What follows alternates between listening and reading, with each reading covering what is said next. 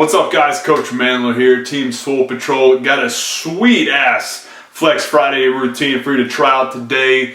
Last week I was right in the midst of a deload week. I typically do that after finishing a training cycle. After all the heavy weight that I do at the end of every training cycle, it's just a great time to give your body a week to kind of regenerate, reload, and just kind of regroup so that you can start hitting it hard the week after the deload. So nevertheless, getting back in the saddle this week. Today's Flex Friday routine, I'm going to be doing some speed work, some dynamic work on the bench press. For a lot of you out there, you might not understand the principle behind doing dynamic work. Dynamic work got really popular when Louiee Simmons at Westside Barbell really honed in on the benefits of using the conjugate method. I use kind of a performance bodybuilding style of it, kind of a dumbed down, bastardized version of it, but it's got the same principles worked in, using speed work on the bench 3 days before you do max effort work on that same specific lift. Essentially what you're doing is using anywhere from 35 to 55% of your 1 rep max and pressing for 3 reps as fast and explosively as possible. All right, you might think to yourself, well, what the fuck? How is that going to help improve how much I can bench press? It's about as, counterintuitive as trying to get laid going into the middle of a convent. But the deal is this: by increasing the speed and explosiveness of how you're benching, increasing your body's ability to produce force in faster rates, what you're going to do is be able to explode and accelerate past the sticking point that's tricking your body and keeping you from being able to really press bigger weights. So think of it as this: faster time for every lift equals a reduced amount of a reduced chance for you to miss that lift. So real plain and simple there. Even if you don't give a damn about how much you can bench press, it's still got its advantages and how you can increase performance in, say, in any athletic venture. So if you're trying to throw a knockout punch, it's not just about increasing how much force you can apply into whatever you're hitting. It's also about building the speed in which you can throw that punch too. So even if you don't give a damn about how much you can bench press, days like this, these speed dynamic effort days, whether you're doing them for bench press, overhead press, squat, or deadlift, have tremendous amounts of benefits that you can pull from. So without further ado, let's get started. Throw it in and let me know how it goes for you.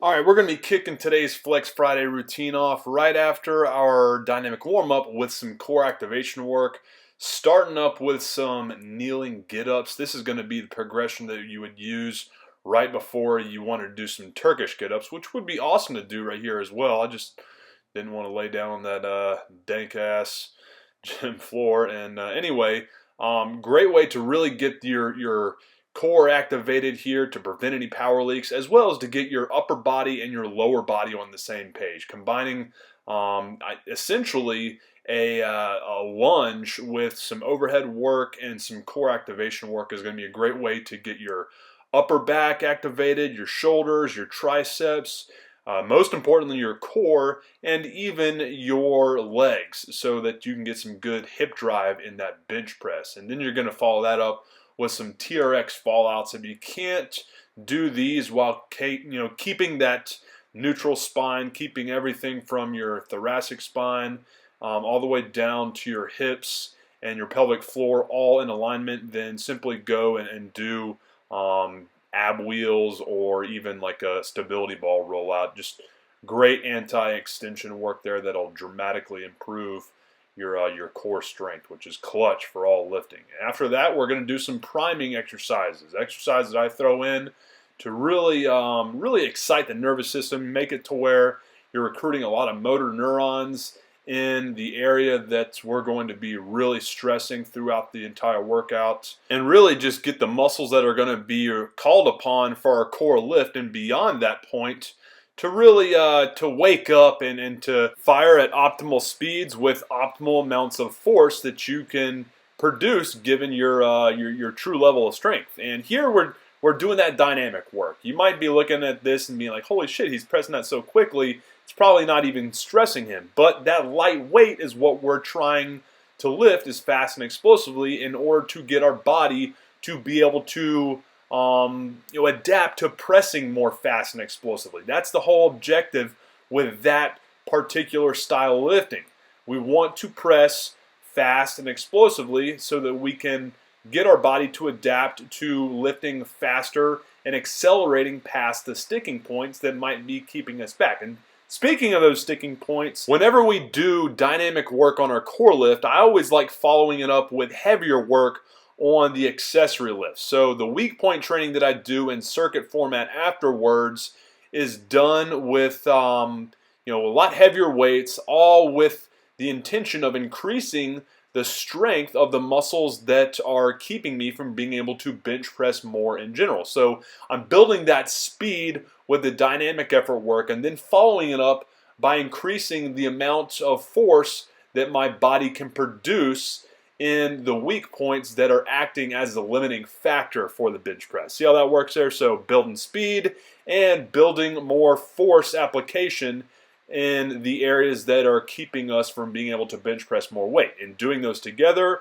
are a fantastic way, as long as you do have that max effort work done 3 days later, to be able to not just be able to lift faster, explosively, and actually with more weight on the bar, but also while doing this in this circuit format, you're going to build more muscle because of the increased time under tension, and also have a nice little fat burning effect because of the increased resting metabolic rate that you're going to have given the increase in your heart rate. So tying everything together here, the whole theme for this channel has always been so I can teach you to be able to not just look good or not just perform good, but be able to put them together so that you can look and be able to perform like a badass. That's the whole objective.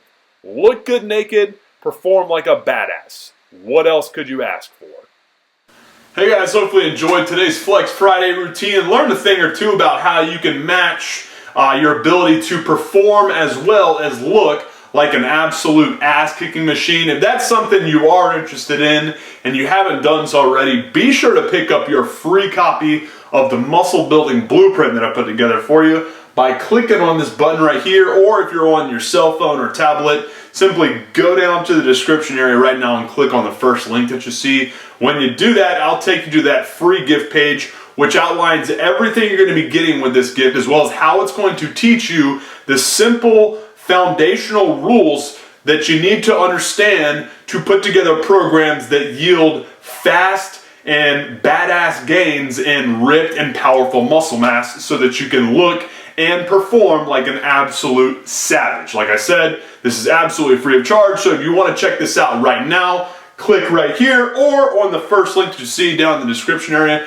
and I'll take you to that free gift page which outlines everything for you. And of course, if you haven't done so already, be sure to like the video and subscribe to the channel so you don't miss out on any of the kick-ass tips and routines that I'll be hooking you up with in the future. Appreciate your time, guys. Have a good one. MANdler.